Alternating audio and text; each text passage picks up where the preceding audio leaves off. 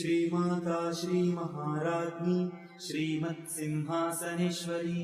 चिदग्निकुण्डसम्भूता देवकार्यसमुद्यता उद्यद्भानुसहस्राभा चतुर्बाहुसमन्विता रागस्वरूपपाषाढ्या क्रोधाकाराङ्कुशोज्ज्वला मनोरूपेक्षुकोदण्डा पञ्चतन्मात्रसायका निजारुणप्रभापूरमज्जद्ब्रह्माण्डमण्डला चम्पकाशोकपुन्नागसौगन्धिकलसत्कचा कुरुविन्दमणिश्रेणी कनत्कोटीरमण्डिता अष्टमी चन्द्रविभ्राजदलिकस्थलशोभिता